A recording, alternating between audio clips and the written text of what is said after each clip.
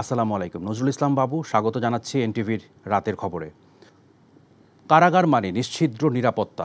সেই কারাগারের ভেতরে আরও কঠোর নিরাপত্তা বেষ্টনীর মধ্যে থাকেন ফাঁসির দণ্ডপ্রাপ্ত আসামিরা, যাকে বলে কনডেম সেল। সেই কনডেম সেলের ছাদ ছিদ্র করে বগুড়ার কারাগার থেকে পালিয়ে যায় 4 আসামি। তবে তাদের গ্রেপ্তারও করে পুলিশ। কিভাবে, কোন প্রক্রিয়ায় এমন দুর্ধর্ষ ঘটনা ঘটালো ফাঁসির আসামিরা, সেই রহস্য উদ্ঘাটনে 6 সদস্যের তদন্ত কমিটি গঠন করেছে জেলা প্রশাসন। বগুড়ার আতিকুর রহমান সোহাগকে সাথে নিয়ে আরও জানাচ্ছেন শফিক শাহিন, ক্যামেরায় ইমদাদুল হক। এখন জন্ম সনদ দিয়ে খোলো বিকাশ স্টুডেন্ট অ্যাকাউন্ট।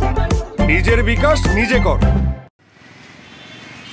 বগুড়া জেলা কারাগার এটি, যেখানে আসামিদের রাখা হয় নিরাপত্তার চাদরে ঢেকে, যার ভেতরে আরও নিশ্ছিদ্র নিরাপত্তা বলয়ে রাখা হয় ফাঁসির দণ্ডপ্রাপ্ত আসামিদের, যাকে সবাই কনডেম সেল হিসাবে চেনে। সেই কনডেম সেলে ছিলেন মৃত্যুদণ্ডপ্রাপ্ত 4 কয়েদি বগুড়ার কাহালু পৌরসভার মেয়র আব্দুল মান্নানের ছেলে মোহাম্মদ জাকারিয়া, কুটুবাড়ি পশ্চিমপাড়া এলাকার ফরিদ শেখ, কুড়িগ্রামের নজরুল ইসলাম ওরফে মজনু, নরসিংদীর আমির হোসেন। দীর্ঘদিন ধরে জেল পালানোর পরিকল্পনা করে তারা। পরে পরিকল্পনা অনুযায়ী কৌশলী প্রক্রিয়ায় দিনের পর দিন সবার চোখ ফাঁকি দিয়ে কনডেম সেলের ছাদ ফুটো করে 4 আসামি। মঙ্গলবার রাতে ছাদে উঠে চাদর দিয়ে তৈরি করা রশি পেঁচিয়ে জেলখানার উঁচু প্রাচীর টপকিয়ে পালিয়ে যায় তারা। তবে জেল থেকে পালিয়ে বেশি দূর যেতে পারেনি আসামিরা। আধা ঘন্টার ভেতরে বগুড়া শহরের চেলোপাড়া বাজার থেকে 4 জনকে গ্রেপ্তার করে পুলিশ।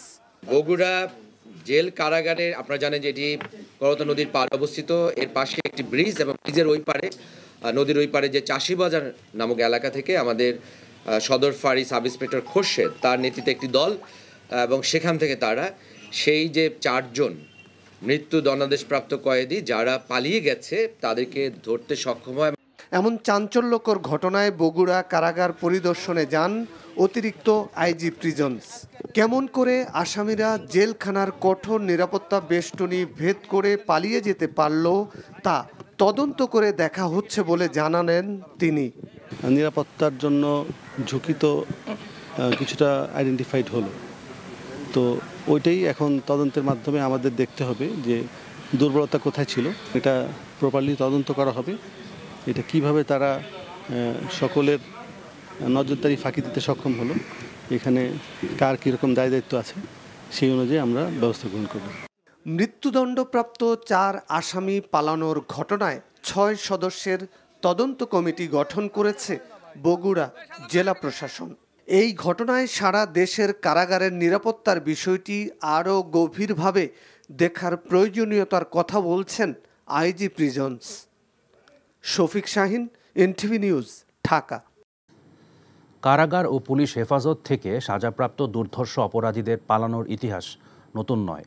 স্বাধীনতার পর থেকে বেশ কয়েকবার ভয়ঙ্কর খুনি, ডাকাত থেকে শুরু করে জঙ্গি গোষ্ঠীর সদস্যরা একক অথবা দলবদ্ধভাবে পালিয়ে আলোচনা জন্ম দিয়েছে। প্রশ্ন উঠেছে দেশের কারাগারের নিরাপত্তা নিয়ে। সর্বশেষ বগুড়া কেন্দ্রীয় কারাগার থেকে ফাঁসির দণ্ডপ্রাপ্ত 4 আসামি পালিয়ে আবারও সেই আলোচনা সর্বত্র। জেল পালানোর কিছু রেকর্ড তুলে ধরেছেন মিজান রহমান। এখন জন্ম সনদ দিয়ে খোলো বিকাশ স্টুডেন্ট অ্যাকাউন্ট। নিজের বিকাশ নিজে কর। দেশের ইতিহাসে সর্বপ্রথম ঢাকা কেন্দ্রীয় কারাগার থেকে পালিয়ে আলোচনার জন্ম দেন মকিম গাজী নামের এক দুর্ধর্ষ ডাকাত। 13টি মামলায় 110 বছরের সশ্রম কারাদণ্ডের আসামি ছিলেন মকিম গাজী। সমসাময়িক আরেক দুর্ধর্ষ ভাড়াটে খুনি ময়মনসিংহের নান্দাইলের ইউনুসও কারাগার থেকে পালিয়ে ব্যাপক আলোচনায় আসেন। পরবর্তীতে ঘটনাটি নিয়ে জনপ্রিয় কথাসাহিত্যিক হুমায়ুন আহমেদ তার মাটির পিঞ্জিরা নাটকে খ্যাতিমান অভিনেতা আসাদুজ্জামান নূরকে দিয়ে নান্দাইলের সেই ইউনুসের চরিত্রের নাম ভূমিকায় অভিনয় করান। কারাগার ছাড়াও এদেশে পুলিশ হেফাজত থেকেও দুর্ধর্ষ জঙ্গিদের ছিনিয়ে নেওয়ার ঘটনা ঘটে 2014 সালের 23 ফেব্রুয়ারি। ময়মনসিংহের ত্রিশালে পুলিশের প্রিজন ভ্যানে 20-25 জনের সংঘবদ্ধ দল ফিল্মি স্টাইলে হামলা করে বিভিন্ন মামলায় মৃত্যুদণ্ডপ্রাপ্ত 3 জেএমবি সদস্য ছিনিয়ে নিয়ে ব্যাপক আলোচনার জন্ম দেয়। দুর্ধর্ষ এই জঙ্গি ছিনিয়ে নেওয়ার 8 বছর পর খোদ রাজধানী ঢাকাতেই আবারও ঘটে মৃত্যুদণ্ডপ্রাপ্ত 2 জঙ্গি ছিনতাই ঘটনা। 20 নভেম্বর 2022 সালের ঢাকার চিফ জুডিশিয়াল ম্যাজিস্ট্রেট কোর্ট এলাকায় পুলিশের চোখে পিপার স্প্রে দিয়ে নিষিদ্ধ ঘোষিত আনসার আল ইসলামের সদস্য ফাঁসির দণ্ডপ্রাপ্ত 2 আসামিকে ছিনিয়ে নেয় জঙ্গিরা। সর্বশেষ বগুড়ার কেন্দ্রীয় কারাগার থেকে বুধবার ভোরে 4 মৃত্যুদণ্ডপ্রাপ্ত আসামি পালানোর ঘটনায় দেশব্যাপী কারাগারের নিরাপত্তা নিয়ে সমালোচনা শুরু হয়েছে। ব্রিটিশ আমলের 140 বছরের পুরাতন কারাগার বলে আসামিরা ছাদ ফুটো করে পালাতে পেরেছে বলে জানিয়েছেন অতিরিক্ত আইজি প্রিজনস। 1833 সালে কারাগার, এই সেলগুলোতে 140 বছর ধরে কিন্তু বন্দীরা থাকে, না? এরকম একটা ঘটনা ঘটলো বলেই আমরা এখন নতুন করে আবার তদন্ত করে দেখছি যে দুর্বলতা আসলে কোথায় ছিল। বারবার দুর্ধর্ষ আসামিদের কারাগারের নিশ্ছিদ্র নিরাপত্তা ভেদ করে পালানোর ঘটনা রোধ করতে নিরাপত্তা জোরদারের কথা বলেছেন আইজি প্রিজনস। আমাদের ডিপার্টমেন্টাল প্রসিডিং যেটা আছে কারাবিধির আলোকে আমরা এটা খুব দ্রুত এগুলি তাদের যথাযথ ব্যবস্থা নিয়ে আমাদের যে সমস্ত ভুল ত্রুটি এগুলির জন্য আমরা কার্যকরী পদক্ষেপ নিব।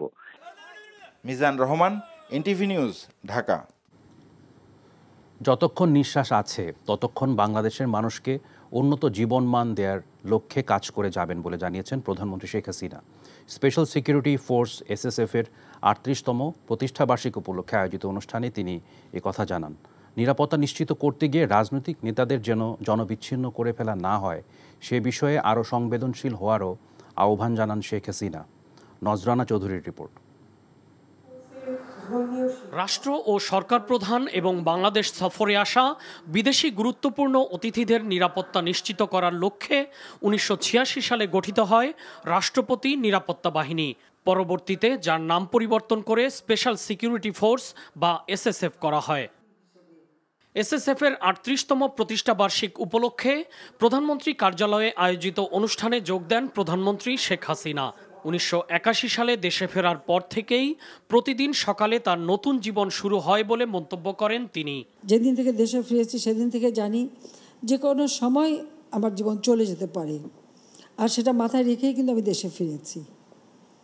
আমি একটি রাত পার হলে সকালে চিন্তা করি যে আমি আর একটা দিন পেলাম কাজ করতে, কিন্তু আমি পিছিয়ে যাইনি। শত বাধা অতিক্রম করেই কিন্তু দেশকে এগিয়ে নিয়ে যেতে পারছে, এটাই হচ্ছে সবথেকে বড় কথা। যতক্ষণ আমার নিঃশ্বাস আছে আমার এটাই চেষ্টা যে বাংলাদেশের মানুষকে যেন অন্তত জীবনটাকে আরও উন্নত সমৃদ্ধ করে যেতে পারি। বিদেশি গুরুত্বপূর্ণ অতিথিগণ বাংলাদেশ সফর শেষে এসএসএফের প্রশংসা করে গেছেন বলে মন্তব্য করেন শেখ হাসিনা। তবে রাজনীতিবিদদের কাজই যেহেতু জনগণকে নিয়ে, তাই নিরাপত্তার জন্য যেন তারা জনগণ থেকে বিচ্ছিন্ন হয়ে না যান সেদিকে আরও সংবেদনশীল হওয়ার জন্য এসএসএফের প্রতি আহ্বান জানান সরকার প্রধান। আমরা রাজনীতি করি, আমার কিন্তু আর কোনো শক্তি নেই, শক্তি একমাত্র জনগণ। কাজে এই জনবিচ্ছিন্ন যাতে না হয়ে যায়, আমি জানি এটা কঠিন দায়িত্ব। এই মানুষগুলির জন্যই তো রাজনীতি করি, এই মানুষদের নিয়েই তো পথ চলা, আর যাদেরকে নিয়েই দেশের মানুষের কাজ করি তাদের থেকে যেন কোনো মধ্যে বিচ্ছিন্ন হয়ে না যায়। মানুষের থেকে বিচ্ছিন্ন হলে কিন্তু আমাকে আর গুলি বোমা লাগবে না, এমনি শেষ হয়ে যাব। আমি বলবো যে এই বিষয়গুলো একটু সংবেদনশীলতার সাথে দেখা দরকার। সর্বোচ্চ শৃঙ্খলা, দক্ষতা এবং পেশাদারিত্ব দিয়ে এসএসএফ বিশ্বের আদর্শ নিরাপত্তা বাহিনী হিসেবে পরিণত হবে বলে আশা প্রকাশ করেন প্রধানমন্ত্রী শেখ হাসিনা। Nazrana Chowdhury, NTV news, Dhaka. বেগম খালেদা জিয়ার নিঃশর্ত মুক্তির দাবিতে আগামী শনিবার ঢাকায় সমাবেশসহ 3 দিনের কর্মসূচি ঘোষণা করেছে বিএনপি। 1 জুলাই সব মহানগর আর 3 জুলাই জেলা শহরে সমাবেশ করবে দলটি।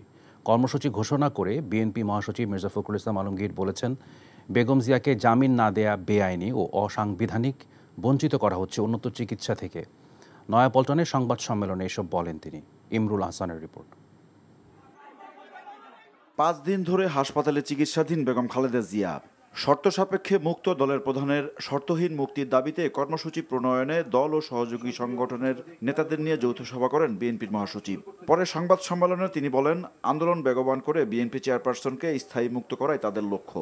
29 জুন শনিবার নয়াপল্টন অফিসের সামনে সমাবেশ অনুষ্ঠিত হবে দেশনেত্রী বেগম খালেদা জিয়ার নিঃশর্ত মুক্তির দাবিতে। সারা দেশের মহানগরগুলোতে সেখানে সোমবার, এরপরে হচ্ছে 3 তারিখে সারা দেশের জেলা সদরগুলোতে তার মুক্তির দাবিতে সমাবেশ অনুষ্ঠিত হবে। আমরা বিশ্বাস করি যে দেশনেত্রী বেগম খালেদা জিয়া আজকে যদি সামনে আসতে পারেন, তাহলে এই যে ফ্যাসিবাদী সরকার, এই যারা আজকে জোর করে ক্ষমতা দখল করে বসে আছে সম্পূর্ণ বেআইনিভাবে, সংবিধান বিরোধীভাবে, তাদের পক্ষে ক্ষমতায় থাকা সম্ভব হবে না।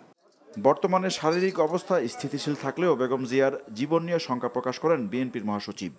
অভিযোগ করেন আইনের দোহাই দিয়ে সরকার তাদের নেত্রীকে উন্নত চিকিৎসা থেকে বঞ্চিত করছে।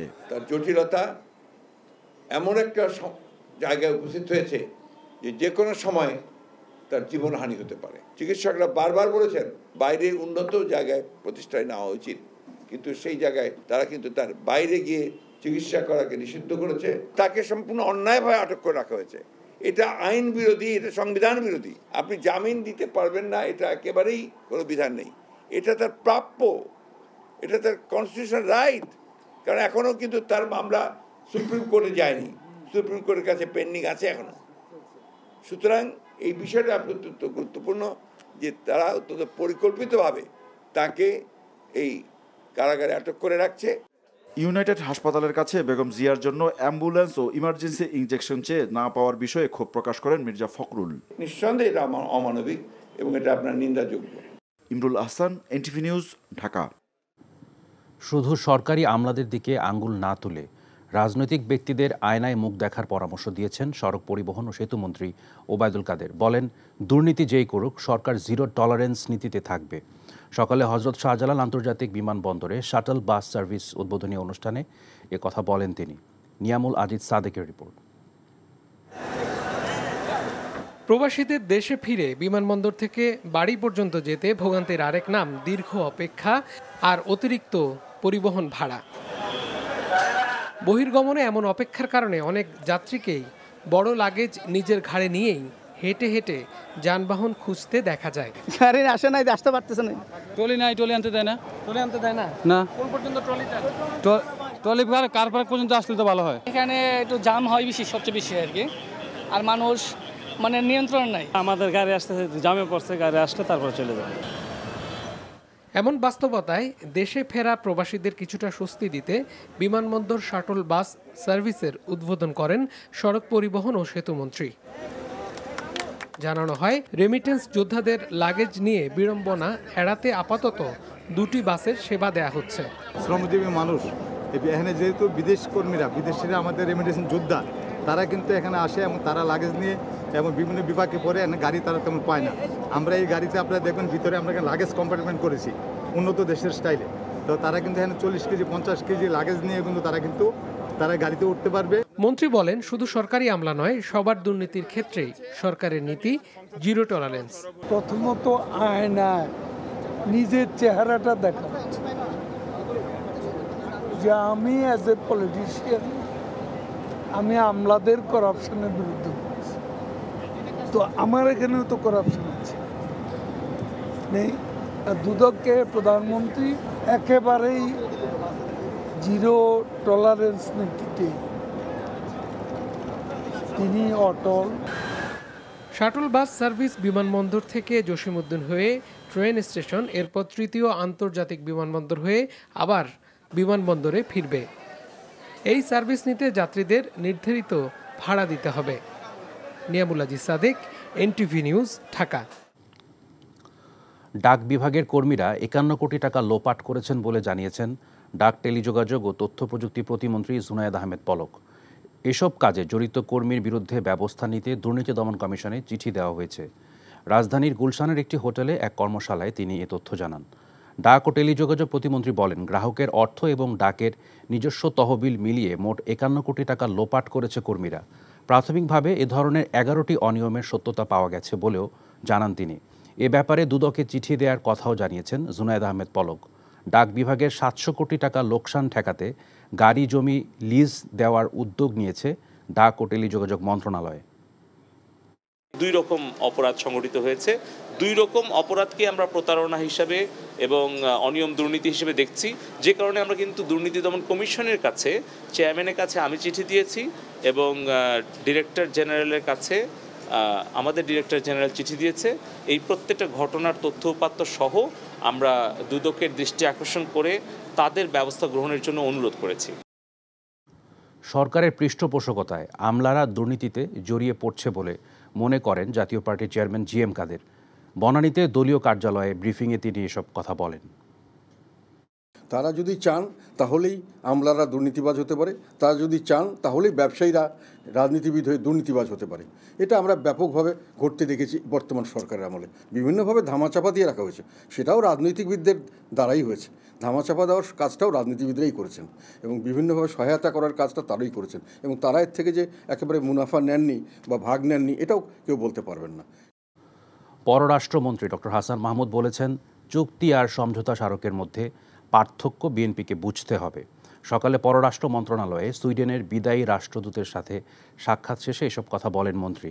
বলেন, যে কটা স্মারক স্বাক্ষর হয়েছে তার সবগুলোতেই দেশের স্বার্থ রক্ষা করে করা হয়েছে।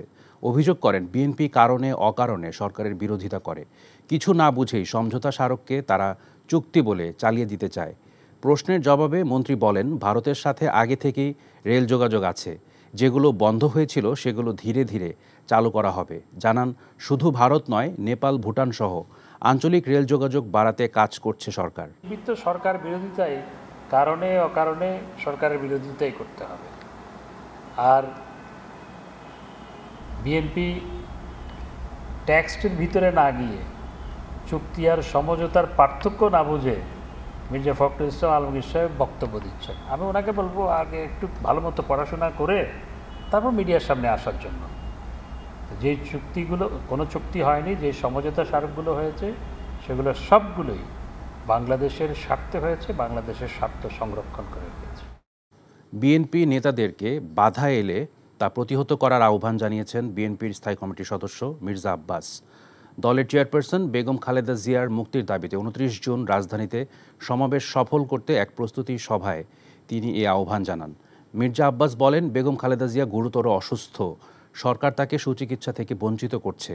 তার অভিযোগ, রাজনৈতিক প্রতিহিংসার শিকার হয়ে বেগম খালেদা জিয়া কারাবন্দী রয়েছেন, তাই তার মুক্তি মানে দেশের মানুষেরই মুক্তি। শনিবারের সমাবেশের প্রস্তুতি নিয়ে ঢাকা মহানগর দক্ষিণ ও ঢাকা মহানগর উত্তর বিএনপি আয়োজিত পৃথক প্রস্তুতি সভায় অংশ নেন মির্জা আব্বাস। এখন থেকে যদি কোনো ঝামেলা ঝঞ্ঝাট হয় কোনো জায়গায় কোনো সময়, আমরা নিশ্চয়ই প্রতিবাদী হব। আমরা প্রতিবাদী হব, আমরা সাহস করে রুখে দাঁড়াবো, এই কথাটা ভুলে গেলে হবে না। কিছু একটা হলো আর কেউ কিছু ঘটায় দিল আর আমরা যার মতো ঘরে চলে গেলাম, এইটাই যেন আর না হয়। নিত্যপণ্যের বাজারে সিন্ডিকেট বলে কিছু নেই উল্লেখ করে বাণিজ্য প্রতিমন্ত্রী আহসানুল ইসলাম টিটু বলেছেন, কেউ মজুতদারি করলে বা যৌক্তিক দামের চেয়ে বেশি নিলে আইন অনুযায়ী ব্যবস্থা নেওয়া হবে। সকালে সচিবালয়ে বিএসআরএফ সংলাপে এসব বলেন তিনি। বাজারে আলু ও পেঁয়াজের সরবরাহ ও দাম স্বাভাবিক আছে বলে জানান তিনি। আর ভারতের পাশাপাশি মিয়ানমার থেকেও পেঁয়াজ ও ডালের মতো পণ্য আনতে আগামী মাসে চুক্তি হতে পারে বলেও জানান প্রতিমন্ত্রী। রিপোর্ট করছেন রোকনউদ্দিন। সচিবালয়ে কর্মরত সাংবাদিকদের সংগঠন বিএসআরএফ আয়োজিত এই সংলাপে বাণিজ্য প্রতিমন্ত্রী তুলে ধরেন তার মেয়াদে বাণিজ্য মন্ত্রণালয়ের অগ্রগতির চিত্র। বর্তমানে শহরের নির্ধারিত আয়ের চাকুরিজীবী মানুষ বাজারে কিছুটা সংকটে পড়েন জানিয়ে প্রতিমন্ত্রী বলেন, টিসিবির মাধ্যমে তাদেরকে সহজে নিত্যপণ্য দিতে ব্যবস্থা নেওয়া হচ্ছে। এ সময় তার কাছে প্রশ্ন ছিল বাজার ব্যবস্থাপনায় সিন্ডিকেট ও হঠাৎ কোনো পণ্যের দাম বেড়ে যাওয়া নিয়ে। আসলে এই শব্দটা নাই, এই শব্দের কোনো কার্যকারিতাও নাই। কোনো রকম কারসারি করে কেউ বাজারকেই করবে আর আমরা দর্শকের ভূমিকায় থাকব, ব্লেম করব যে আমি নাই, এই রকম কিন্তু আমি দায়িত্ব নিয়েই বলছিলাম। এই অসহায়ত্ব আমি গত 4-5 মাসে প্রকাশ করিনি, আগামীতেও ইনশাল্লাহ করব না। যদি কেউ মজুতদারি করতে চায় বা কেউ প্রাইসটাকে যৌক্তিক পর্যায়ের বাইরে বাড়াতে চায়, অবশ্যই তাদের বিরুদ্ধে আমরা ব্যবস্থা নেওয়ার জন্য আমরা একটুও কার্পণ্য করব না আর কি। পেঁয়াজ, ডালের মতো নিত্য প্রয়োজনীয় পণ্য সহজে আমদানি করতে ভারতের পাশাপাশি মিয়ানমারের সাথে জুলাই মাসে চুক্তি হতে পারে বলেও জানান প্রতিমন্ত্রী। মিয়ানমার থেকেও জানি আমরা কৃষি উৎপাদিত পণ্যগুলো আনতে পারি, যেগুলো তাদের সারপ্লাস আছে। আপনারা জানেন তারা অনেক বড় দেশ, প্রচুর সারপ্লাস আছে তাদের, সেখান থেকেও আনতে পারি। এই বিষয়েও একটা চুক্তি আমরা অলমোস্ট ফাইনাল করে পেরেছি। এই মাসে অথবা আগামী এই মাস জুলাই মাসেই আমরা চেষ্টা করব সেই চুক্তিটাকে সই করতে। তাহলে মিয়ানমার থেকেও আমরা কিছু জিনিস, পেঁয়াজ, ডাল, যে নিত্য প্রয়োজনীয় জিনিসগুলি আছে সেগুলোও কিন্তু আমরা আনতে পারবো। বাজারে চিনি, তেল, আলু ও পেঁয়াজের দাম স্থিতিশীল আছে বলেও আরেক প্রশ্নের জবাবে জানান আহসানুল ইসলাম। Rokonuddin, NTV news, Dhaka. সাবেক সেনা প্রধান জেনারেল অবসরপ্রাপ্ত আজিজ আহমেদের উপর নিষেধাজ্ঞা আরোপের মাধ্যমে বাংলাদেশের গণতান্ত্রিক প্রতিষ্ঠান ও আইনের শাসনকে শক্তিশালী করতে যুক্তরাষ্ট্রের প্রতিশ্রুতি পুনরায় নিশ্চিত হয়েছে বলে মনে করছে পেন্টাগন। বাংলাদেশের নেওয়া দুর্নীতি বিরোধী পদক্ষেপের প্রতি সমর্থনের কথাও জানিয়েছে মার্কিন প্রতিরক্ষা দফতর। নিয়মিত ব্রিফিংয়ে এসব কথা বলেছেন পেন্টাগনের মুখপাত্র মেজর জেনারেল প্যাট রাইডার। প্রশ্নের জবাবে বাংলাদেশের সঙ্গে ঘনিষ্ঠ দ্বিপক্ষীয় প্রতিরক্ষা সম্পর্কের কথাও উল্লেখ করেন তিনি। State Department has designated General Ahmed ব্যাপক দুর্নীতির কারণে স্টেট ডিপার্টমেন্ট জেনারেল আহমেদের উপর নিষেধাজ্ঞা আরোপ করেছে। বাংলাদেশের গণতান্ত্রিক প্রতিষ্ঠান ও আইনের শাসনকে শক্তিশালী করতে যুক্তরাষ্ট্রের যে প্রতিশ্রুতি তা এই নিষেধাজ্ঞা আরোপের মাধ্যমে পুনর্ব্যক্ত করা হয়েছে। বাংলাদেশের দুর্নীতি বিরোধী যেসব পদক্ষেপ নেওয়া হয়েছে তার প্রতি পেন্টাগনের সমর্থন রয়েছে। তাছাড়া অবাধ ও মুক্ত ইন্দো প্যাসিফিক অঞ্চল, সামুদ্রিক ও আঞ্চলিক নিরাপত্তার মতো বিষয়ে দুদেশের অভিন্ন স্বার্থ ও মূল্যবোধের ভিত্তিতে অংশীদারত্ব রয়েছে। সিলেট থেকে চট্টগ্রামগামী উদয়ন এক্সপ্রেসে এক তরুণীকে ধর্ষণের অভিযোগ উঠেছে। এই ঘটনায় ট্রেনে খাবার সরবরাহকারী প্রতিষ্ঠানের 3 কর্মীকে গ্রেপ্তারের পর আদালতের মাধ্যমে কারাগারে পাঠানো হয়েছে। সাময়িক বরখাস্ত করা হয়েছে ট্রেনের গার্ডকে। মেয়েটি বর্তমানে চট্টগ্রাম মেডিকেল কলেজ হাসপাতালে চিকিৎসাধীন রয়েছেন। গ্রেপ্তারকৃতরা হলেন ট্রেনে খাবার সরবরাহকারী প্রতিষ্ঠান এসএ কর্পোরেশনের 3 কর্মী মোহাম্মদ জামাল, শরীফ ও রাসেল। ইতিমধ্যে ওই প্রতিষ্ঠানের কেটারিং সার্ভিস স্থগিত করেছে রেলওয়ে কর্তৃপক্ষ। গঠন করা হয়েছে একটি তদন্ত কমিটি। এর আগে ভোরে ট্রেনে ওই তরুণীকে ধর্ষণের অভিযোগ ওঠে। ট্রেনটি ওই সময়ে লাকসাম এলাকা পার হচ্ছিল। সিলেট থেকে মঙ্গলবার রাতে ছেড়ে উদয়ন এক্সপ্রেস চট্টগ্রামে পৌঁছে আজ সকালে। রেলওয়ে পুলিশ জানায় ওই তরুণী ট্রেনে চট্টগ্রামে আসছিলেন। তিনি ভৈরব থেকে উঠে খাবার বগিতে অবস্থান করছিলেন। ওই সময় খাবার সরবরাহকারী প্রতিষ্ঠানের 3 কর্মী তরুণীকে ধর্ষণ করেন বলে অভিযোগ করেন। আত্মীয়দের সঙ্গে ভৈরবে থাকলেও মেয়েটির বাড়ি বান্দরবানে। সিলেটের ফেঞ্চুগঞ্জে চট্টগ্রাম থেকে সিলেটগামী পাহাড়িকা এক্সপ্রেস লাইনচ্যুত হয়েছে। ট্রেনের 2টি কামরা লাইনচ্যুত হওয়ার সন্ধ্যা 6:30 থেকে সিলেটের সাথে সারা দেশের রেল যোগাযোগ বন্ধ হয়ে যায়। সিলেটের মোগলাবাজার মাইজগাঁও সেকশনে লাইনচ্যুত হয় ট্রেনটি। ট্রেনের যাত্রী ও স্থানীয়রা জানিয়েছেন দ্রুতগামী ট্রেনটির চলার মধ্যেই কয়েকটি কামরা বিচ্ছিন্ন হয়ে পড়ে। টের পেয়ে ট্রেনের সামনের অংশ হঠাৎ গতি কমালে 2টি অংশে ধাক্কা লেগে এই দুর্ঘটনা ঘটে। তবে দুর্ঘটনার প্রকৃত কারণ জানা যায়নি। সিলেট রেলওয়ে স্টেশনের ম্যানেজার মোহাম্মদ নুরুল ইসলাম জানান, পাহাড়িকা এক্সপ্রেস ট্রেনের দুর্ঘটনা কবলিত বগিগুলো উদ্ধারের চেষ্টা চলছে। কামরা 2টি লাইনে তোলার পর স্বাভাবিক হবে রেল যোগাযোগ। সুপ্রিম কোর্টের আইনজীবী মহসিন রশিদ ও সাংবাদিক কনক সরোয়ারের বিরুদ্ধে আদালত অবমাননার অভিযোগ আনা হয়েছে।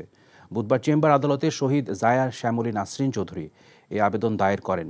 চেম্বার বিচারপতি শাহিনুর ইসলাম আবেদনটি শুনানির জন্য আপিল বিভাগের পূর্ণাঙ্গ বেঞ্চে পাঠিয়ে দিয়েছেন। আগামী 4 জুলাই আবেদনটির উপর শুনানি হবে। আবেদনকারীর আইনজীবী জানান, মানবতা বিরোধী অপরাধের দায়ে বাংলাদেশের আন্তর্জাতিক অপরাধ ট্রাইব্যুনালে মৃত্যুদণ্ডপ্রাপ্ত চৌধুরী মঈনুদ্দিনকে যুক্তরাজ্যের সাবেক স্বরাষ্ট্রমন্ত্রী প্রীতি প্যাটেলের বিরুদ্ধে মানহানি মামলা করার সুযোগ দিয়ে সম্প্রতি রায় দিয়েছে যুক্তরাজ্যের সুপ্রিম কোর্ট। এই রায় নিয়ে গত 21 জুন প্রবাসী সাংবাদিক কনক সরোয়ার পরিচালিত টক শোতে সুপ্রিম কোর্টের আইনজীবী মহসিন রশিদ বাংলাদেশের আদালত ও বিচার ব্যবস্থা নিয়ে অবমাননাকর বক্তব্য দিয়েছেন বলে অভিযোগ আনা হয়েছে। বাংলাদেশ ন্যাশনাল ইন্স্যুরেন্স কোম্পানি লিমিটেডের 28তম বার্ষিক সাধারণ সভা অনুষ্ঠিত হয়েছে। দুপুরে ভার্চুয়াল প্ল্যাটফর্ম জুমে সভায় সভাপতিত্ব করেন পরিচালনা পর্ষদের চেয়ারম্যান মোস্তফা কামাল। সভার প্রথমে নিরীক্ষিত বার্ষিক প্রতিবেদন পেশ করা হয়। পাশাপাশি অনুমোদন করা হয় 20% নগদ লভ্যাংশ। বার্ষিক এই সভায় যুক্ত ছিলেন কোম্পানির পরিচালক বিউটি আক্তার, নির্বাহী কর্মকর্তা মোহাম্মদ সানাউল্লাহ সহ কোম্পানির বিভিন্ন বিভাগের কর্মকর্তাগণ ও শেয়ার হোল্ডার বৃন্দ। দেশের খাদ্য নিরাপত্তা ও সার্বিক উন্নয়নের জন্য জাতীয় বাজেটে কৃষি খাতের অগ্রাধিকার পাওয়ার দাবি জানিয়েছে ঢাকা স্কুল অব ইকোনমিক্স। দুপুরে বাজেট পর্যালোচনা অনুষ্ঠানে এই দাবি জানানো হয়। প্রস্তাবিত বাজেটে কৃষি খাতে বরাদ্দ বাড়ানোর তাগিদ দিয়ে বক্তারা বলেন, 2030 সালের মধ্যে দেশের খাদ্য পুষ্টি সমস্যা সমাধান করতে কৃষি খাতে প্রবৃদ্ধি বাড়াতে হবে। এছাড়া ডিজেল সহ বিভিন্ন সারে ভর্তুকি বাড়ানোর দাবি জানান বক্তারা। কৃষি উদ্যোক্তাদের নীতিগত সহায়তা সহ কৃষি পণ্যের প্রক্রিয়াজাত করতে শিল্প স্থাপন ও বিপণনে আর্থিক সহায়তার কথা উঠে আসে এই আলোচনায়। সৌরবিদ্যুতের প্রসারে বাংলাদেশ প্রকৌশল ও প্রযুক্তি বিশ্ববিদ্যালয়ের বুয়েটের ১৯টি ভবনের ছাদে ৩.৫ মেগাওয়াট সক্ষমতার সৌরবিদ্যুৎ প্যানেল স্থাপন করা হয়েছে। বুয়েটের কাউন্সিল ভবনে এ সোলার প্রজেক্টের সিওডি উদ্বোধন করেন বিশ্ববিদ্যালয়ের উপাচার্য সত্যপ্রসাদ মজুমদার। এ সময় তিনি বলেন, সৌরবিদ্যুতে বুয়েটে যে প্রকল্পটি বাস্তবায়িত হচ্ছে সেটি বাংলাদেশে অনন্য ঘটনা। বাংলাদেশের শিক্ষা প্রতিষ্ঠানগুলোর মধ্যে বুয়েট প্রথম যাদের সব ছাদে সৌরবিদ্যুতের সোলার প্যানেল বসানো হয়েছে। প্রকল্পের অর্থায়নকারী প্রতিষ্ঠান ইটকলের প্রধান নির্বাহী কর্মকর্তা আলমগীর মোর্শেদ বলেন, এই প্রকল্পটি আরও প্রসারিত করতে বুয়েট ইটকল কারিগরি জায়গাগুলোতে আরও কাজ করতে পারে। পরে বুয়েটের ডক্টর জামিলুর রেজা চৌধুরী পুরো প্রকৌশলী ভবনের ছাদে রুফটপ সোলার প্রকল্প পরিদর্শন করেন অতিথি ও স্টেক হোল্ডাররা। রাজধানীর গুলশানে বুধবার উদ্বোধন হলো স্যানিটারি ওয়্যার ব্র্যান্ড স্টেলার নতুন ডিসপ্লে সেন্টার। উদ্বোধনী অনুষ্ঠানে উপস্থিত ছিলেন আবুল খায়ের সিরামিক্স ইন্ডাস্ট্রিজ লিমিটেডের উপমহাব্যবস্থাপক মোহাম্মদ আবু কাউসার সহ প্রতিষ্ঠানটির ঊর্ধ্বতন কর্মকর্তারা।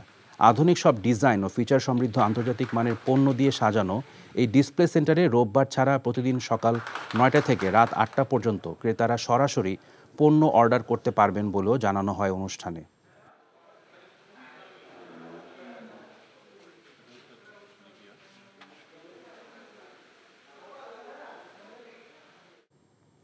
সুনামগঞ্জে বন্যার্তদের সাহায্যে এগিয়ে এসেছে এনটিভি। সদর উপজেলায় ২ শতাধিক পরিবারকে খাদ্য সহায়তা দেওয়া হয়েছে। এনটিভির এই মহৎ উদ্যোগের প্রশংসা করেছে ভুক্তভোগী বানভাসী ও স্থানীয় প্রশাসন। সুনামগঞ্জ থেকে দেওয়ান গিয়াস চৌধুরীর পাঠানো রিপোর্ট।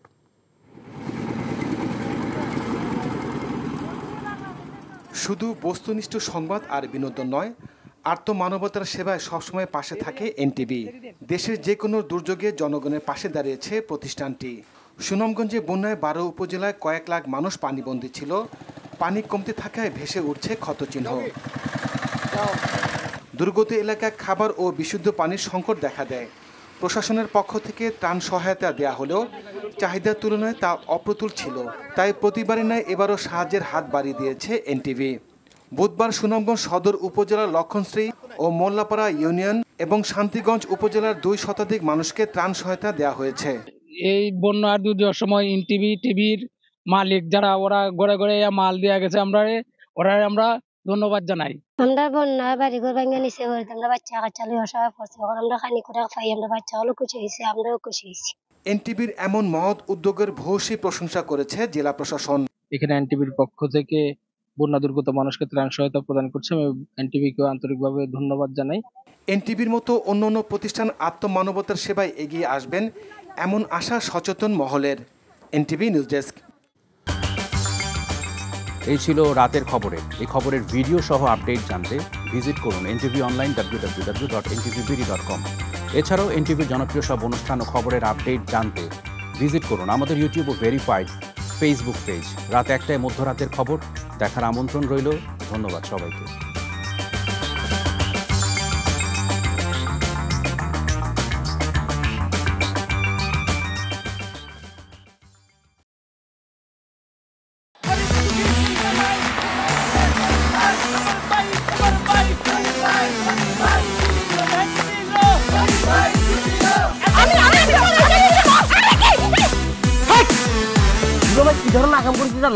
বিয়ে করলো দুখান, কিন্তু ফেসবুকে রিপোর্ট করেছে একখান।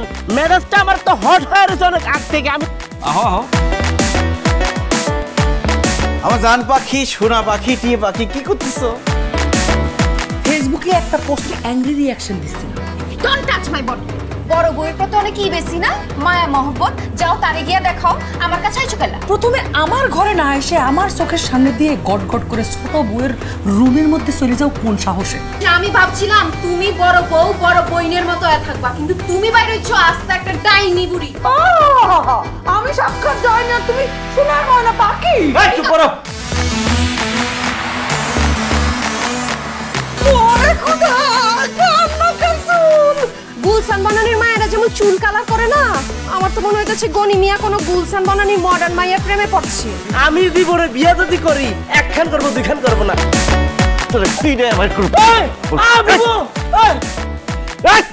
কি করতেছ? আরে বাইরে করতে বাইরে যা কইছি শুনো, গড়তে বাইরে তুমি কি করতেছ? তুমি কোথায় যাচ্ছ স্বামী আমার?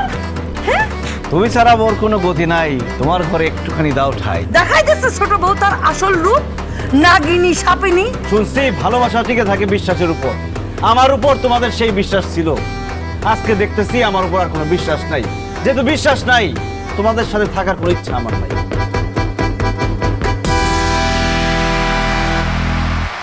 এখন জন্ম সনদ দিয়ে খোলো বিকাশ স্টুডেন্ট অ্যাকাউন্ট। নিজের বিকাশ নিজে কর।